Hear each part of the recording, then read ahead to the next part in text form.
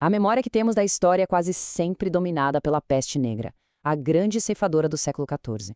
Mas, 30 anos antes dela, uma sombra talvez mais lenta e mais cruel, caiu sobre a Europa. Entre 1315 e 1322, o continente inteiro foi submetido a uma provação. 7 anos de fome, de doença, de desintegração social. Uma catástrofe que não começou com a fumaça de um campo de batalha, mas com o som incessante da chuva. Uma chuva que simplesmente se recusava a parar, encharcando o solo e preparando o terreno para uma das maiores mortalidades da nossa história. O mundo inteiro estava perturbado. Quando um monge anônimo lá na Áustria escreveu essas palavras, isso não era um exagero, não era a hipérbole de um homem assustado, era a constatação sóbria de um observador profissional. Era o testemunho de uma desordem fundamental na natureza e na sociedade. Do camponês irlandês ao nobre polonês, uma civilização inteira, no auge da sua confiança, observava, impotente, enquanto os pilares de sua existência se dissolviam sobre um céu que não oferecia nenhuma trégua. De 10 a 25%. É um número frio, eu sei. Uma abstração estatística. Mas por trás dele está a realidade de cidades e vilas onde uma em cada 4 pessoas simplesmente desapareceu. E não foram levadas por uma praga fulminante. Foram consumidas ao longo de meses, talvez anos, por uma lenta e agonizante inanição. Nas ruas antes tão movimentadas, o silêncio crescia à medida que as portas eram fechadas uma última vez. Esse é o prólogo esquecido, o primeiro ato de uma era de morte que iria redefinir a Europa. Para a gente entender como uma simples chuva pôde quebrar um continente, nós precisamos voltar um pouco no tempo, até o ano de 1300. A Europa, naquela época, vivia o clímax de um ciclo de 300 anos de crescimento. Havia um sentimento de otimismo, sabe? De um mundo que era ordenado por Deus e governado por homens competentes. Só que essa era de ouro, a chamada Alta Idade Média, era uma estrutura magnífica sim, mas construída sobre uma fundação perigosamente frágil. A Europa tinha sido impulsionada por um clima excepcionalmente bom, o chamado período quente medieval, e também por algumas inovações na agricultura. O resultado? Uma explosão de vida. A população mais do que dobrou. O som do machado ecoava por florestas milenares que eram derrubadas para abrir novos campos de cultivo. Cidades que estavam adormecidas desde o tempo de Roma floresceram de novo. O problema é que cada hectare de terra arável foi ocupado. Cada pasto foi levado ao seu limite máximo. Por volta de 1300, simplesmente não havia mais para onde expandir. A Europa tinha superpovoado seu mundo até a borda da sustentabilidade.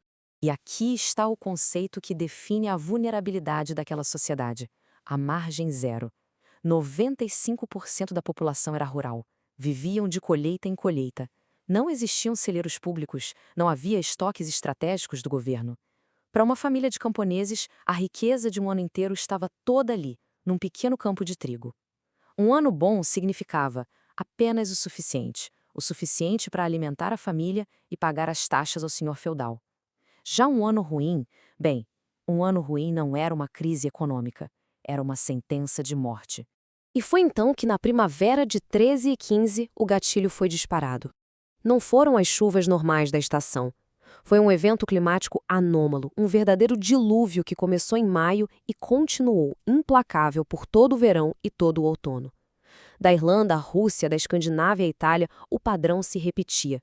Semana após semana, a chuva fria e persistente transformou campos semeados em pântanos lamacentos, afogando as sementes e as esperanças de um continente inteiro. Essa descrição do historiador William Chester Jordan, ela capta a essência de um colapso total, em cascata. As sementes de trigo, de aveia, de cevada apodreciam no solo encharcado.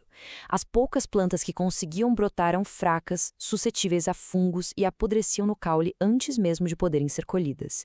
O feno, que era essencial para alimentar os animais durante o inverno, não podia ser curado nos campos molhados. Foi uma falha agrícola completa, simultânea e continental. A resposta do mercado foi imediata e foi brutal.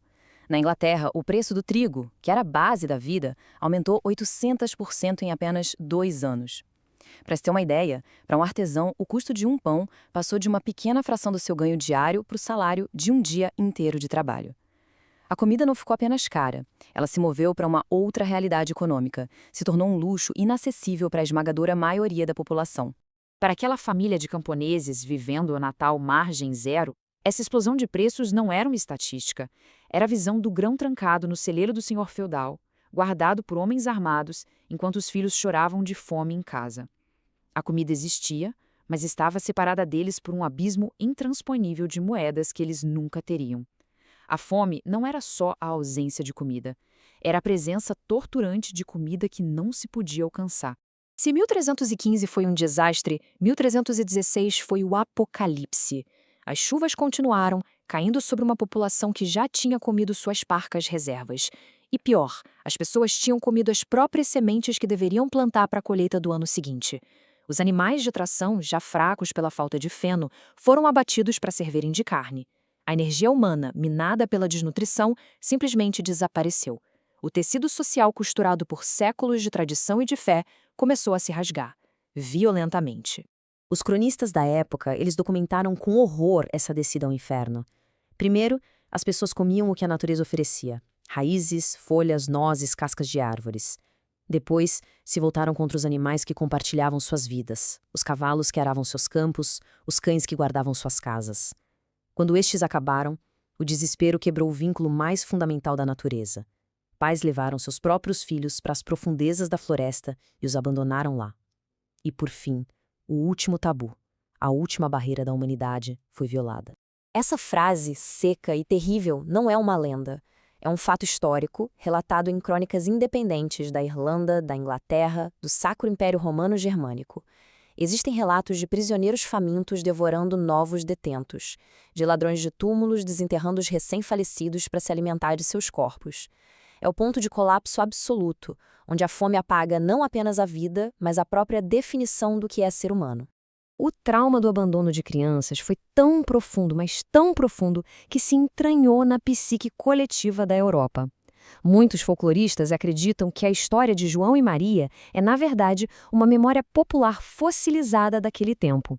Um conto de fadas que suaviza uma realidade insuportável, a de pais que, levados ao limite do desespero, fizeram o impensável para sobreviver. O folclore se tornou o guardião sombrio de uma verdade histórica. Num mundo que estava se desfazendo, as pessoas naturalmente se voltaram para as duas âncoras de sua existência: a autoridade terrena do rei e a autoridade divina da igreja. Ambas se mostrariam tragicamente impotentes. E o fracasso delas em aliviar o sofrimento não custou apenas vidas, abalou os próprios fundamentos da ordem medieval. Na Inglaterra, por exemplo, o rei Eduardo II tentou fixar o preço dos alimentos por decreto. O resultado foi um desastre. Os comerciantes esconderam seus graus, criando um próspero mercado negro e fazendo a comida desaparecer completamente das vistas do público. A igreja, por sua vez, organizou procissões massivas onde milhares de pessoas famintas caminhavam debaixo de chuva, rezando por misericórdia. Mas a chuva continuou, e com cada gota, a fé na intercessão da igreja se corroía. Apenas os mosteiros, com seus celeiros, ofereceram algum alívio real, mas suas portas acabaram se fechando quando os recursos se esgotaram. A fome foi agravada pela guerra, criando bolsões de miséria absoluta. Essa carta de Maurice Berkeley, que era o comandante da guarnição inglesa de Berwick, na fronteira com a Escócia, é um grito de desespero. Seus soldados, sitiados pelos escoceses e abandonados pela coroa, estavam comendo os próprios cavalos e morrendo de fome dentro das muralhas. Era um microcosmo do colapso, aprisionados entre a violência dos homens e a violência da natureza. Em 1317, os céus finalmente se abriram. O clima voltou ao normal, uma frágil esperança começou a surgir. Mas a população estava enfraquecida e a sociedade completamente desestruturada. E então, entre 1319 e 1321, veio um segundo golpe. Uma reviravolta de uma crueldade quase bíblica, uma doença misteriosa que varreu o gado da Europa.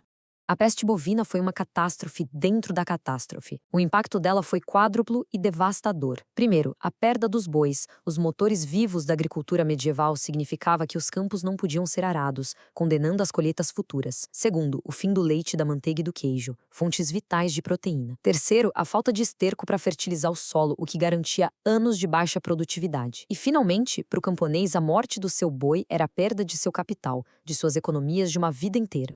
A síntese do historiador é precisa.